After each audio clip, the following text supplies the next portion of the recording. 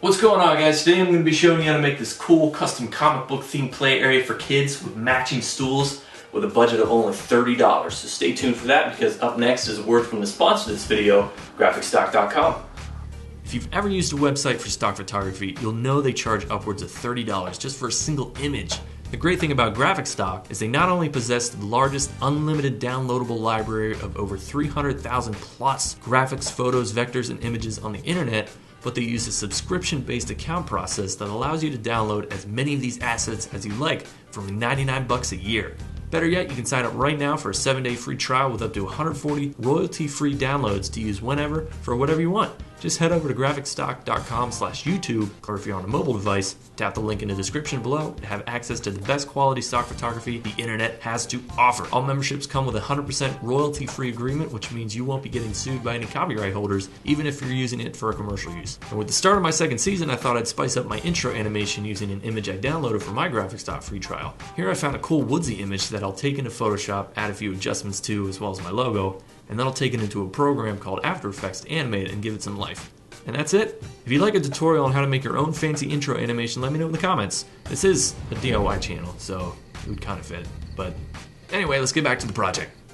To get started, you're going to need a lac from IKEA. These run about $7.99 and can be ordered online, but if you live near a store, you don't have to pay for shipping. After unpacking, screw on the legs. There's a corner that's different from the others, so I assume that's the one that goes on the inside, as it's a hard edge and the others are rounded. When assembled, these things are super lightweight and robust, which is perfect for kids because, like other IKEA products, this one won't hurt anybody if it topples over.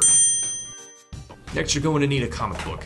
I found that one is the perfect amount to cover the surface of the table, and I found 3 at a yard sale that were from the 70s for only $3. I had them evaluated and was told they're worth less than the $3 I paid for them, so I'm going to cut them up. And just by the off chance you don't want to cut up some comic books, it's all good. Head on over to graphicstock.com for a free 7-day trial. Download a bunch of images, print them out, cut those out, good to go. After you've done that, start arranging them to see if you have enough or if you have too much, and order them however you'd like. You'll then want to start applying mosh, whatever the stuff is. But don't add too much because the pages will wrinkle if oversaturated. After you have them all glued up, let it dry overnight and apply a second coat in the morning. Now that the table is complete, we'll need a place to sit. I picked up 2 of these stools at a place called Five Below for only $5 each. They're kind of pink, but it's okay, we're going to paint them anyway.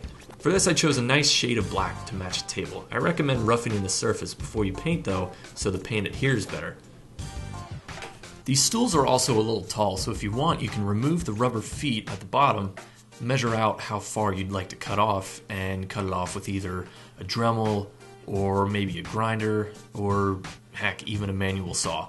Whatever you choose, it's all good. I'm going to be using a cheap household spray paint because I want to build up a lot of layers of paint as it's going to be seeing a lot of abuse. So apply 1 coat, let it dry a couple hours, and then apply another. Do this 3 or 4 times, and then once it dries, I'm going to apply this really nice paint to give it a nice surface. And basically after that, you can call this complete. But I'm going to take it another step further and add some nice cushions to the top of these. For this I grabbed 2 square yards of fabric from the discount bin at Walmart for only $1 a square. And I found this padding material at my local surplus store for $2 a sheet. It's kind of dirty looking, but no worries, it'll be covered up. To get started, I'm going to need a wooden disc to wrap the fabric around, which can be done with an inexpensive tool called a jigsaw, like this one here. But I'm going to make a quick jig for my bandsaw to cut a couple circles the exact size of the top of the stool. If you have a bandsaw, to make this quick jig, you'll need a piece of wood for the track. Mine was a little large, so I ripped it to size on the table saw. After testing to see if it fit, I grabbed a piece of MDF from the scrap bin as a cross member. Center it with the track, push it up against the blade, and mark it with a pencil. Now you'll need to apply wood glue, square it up, and make a pilot hole for the screw. After making the pilot hole, drill in the screw. Turns out I only needed 1 screw because my drill bit broke in the hole, which is kind of efficient, but if you're as careless as me, just cut the rest of the drill bit off with a Dremel and call it a day. After that, place a jig in the track of the bandsaw to make sure it fits. Now we need to grab the radius of the surface of the stool. I'll do this by measuring the diameter and dividing it by half. Looks like it's 11.5, which means our radius will be 5 3/4. This 1/4 inch plywood will work perfectly. I'll first cut it in half to make sure I have 2 near square pieces with either side not exceeding a minimum length of 11.5 inches. Next I'll grab my jig and measure out 5 3/4 inches from the blade. From here I'll find the center of my stock, drill a hole and fasten it to the 5 3/4 mark on my jig. with a standard screw, being sure not to over tighten because now I'll put the jig in the bandsaw and start spinning the stock. Once complete, I'll have a perfect circle. It's that easy. I also found that these can be really lame frisbees if you're into that kind of thing.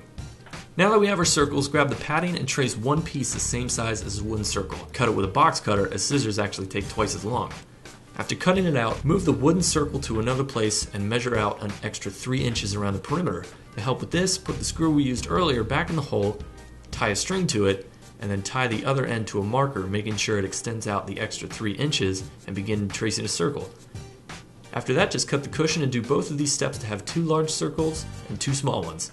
Next, we'll cut the fabric. Just trace the larger padding circle around the fabric and cut it along the line. Nothing special here, and it definitely doesn't need to be perfect either. Do that twice, so now we'll have 2 large padding circles, 2 padding circles the same size as these 2 wooden discs, and 2 large fabric circles. Next, we'll spray paint one side of the wooden circle the same color as the stool, and you'll see why in a little bit. After it dries, grab a heavy-duty stapler or pneumatic one, making sure the staples you use aren't longer than the width of the wooden discs. I'm using a pneumatic one here. You'll want to start by laying down the fabric, then the large padding circle, the small padding circle, and finally the wooden disc, making sure to keep them all centered with each other.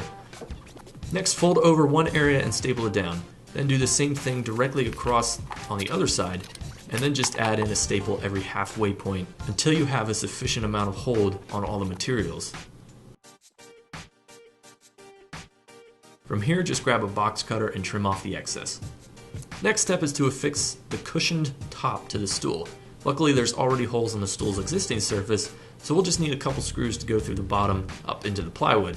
Again, it's extremely important that you don't use screws that are longer than the width of the plywood, as they'll poke you when you sit down, which is no fun for anybody. For this, just lay the cushion face down, place the stool on top, mark where the screws will go, drill a pilot hole, and insert the screw.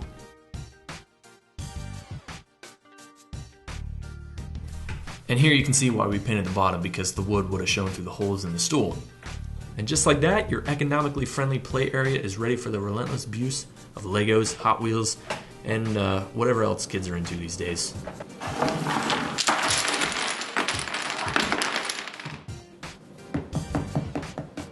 Ah, see what I did there? Yeah, so anyway, thanks for watching. If you haven't seen my previous video, I mentioned that it's been almost a year now since I started posting videos, so I decided to stop what I was doing and break off into a second season. I'll be doing the same type of builds, just with a higher production value. If you're new to my channel, feel free to subscribe if you haven't already. And if you have any comments, questions, or feedback, let me know in the comments, as I'm always up to date on getting back to people. Thanks again for watching. I'll see you